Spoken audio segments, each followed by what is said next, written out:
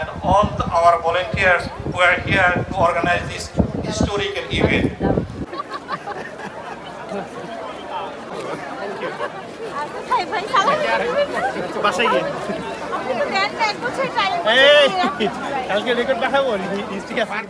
আসসালামু আলাইকুম সবাইকে, ঈদ মোবারক। কে কোথায় আছেন, কোথা থেকে দেখছেন, কেমন আছেন অবশ্যই কমেন্টে জানাতে ভুলবেন না। আমি দিশা সুইডেন থেকে নতুন আরেকটা ব্লগ নিয়ে চলে আসলাম।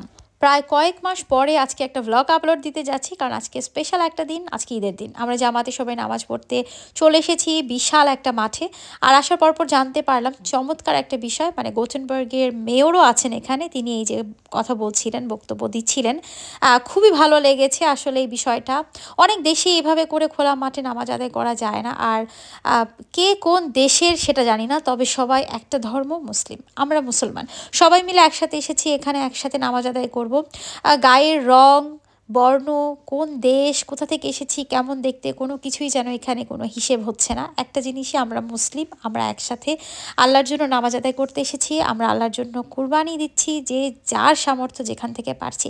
বিদেশের মাটিতে কুরবানি দেওয়াটা আসলে সবসময় ওইভাবে পসিবল হয় না, কারণ কুরবানির কিছু ব্যাপার আছে যে জিনিসগুলো আসলে মানতে হয়, মেনটেন করতে হয়, কুরবানিটা প্রপারভাবে হচ্ছে কিনা। তো আমরা যেহেতু সবারই দেশে কুরবানি দেওয়া হয়, তো এবার আমি আর বাইরে, বা আমি সাকিব কেউ বাইরে কুরবানি দিচ্ছি না। তবে আমার পরিবার ইটালিতে, যেহেতু এটার খুব সুন্দর একটা কালচার আছে, কুরবানি দেয়া যায়, তো এই জন্য ওখানে হচ্ছে। তো যাই হোক, তারপরে সকাল সকাল নামাজে আসলাম, যে আরটি সবাই মিলে নামাজ পড়ি, ঈদ একটা ভাব, একটা উদযাপন মনে হবে। খুবই আনন্দ লাগছিল, একদম অনেক বেশি আনন্দ। ঈদ মানেই তো আনন্দ, তাই না? ডেফিনেটলি এটা আমাদের জন্য অনেক বড় একটা আনন্দের দিন।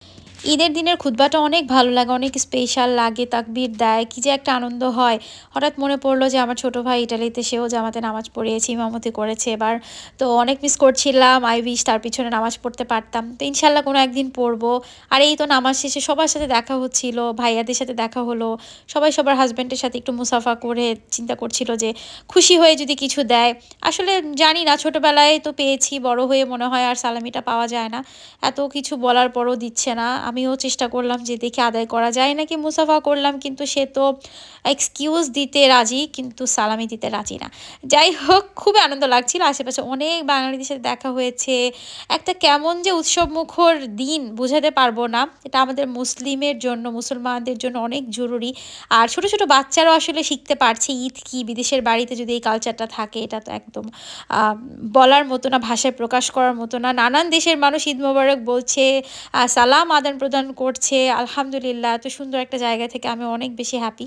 মিথি এবং আকাশ ভাই যেহেতু অন্য সিটিতে চলে গেছে, আপনারা জানেন, ওরা আমাদের সাথে রোজার ঈদও পালন করেছে এবং কুরবানির ঈদে ওরা চলে এসেছে এখানে। এরকম একটা বান্ধবী পাওয়া ভাগ্যের ব্যাপার। সুন্দর সম্পর্কগুলো এভাবেই সারা জীবন টিকে থাকুক, সেই কামনাই করি। আমাদের দেখতে অনেক সুন্দর লাগছে, তাই না? মাশাআল্লাহ।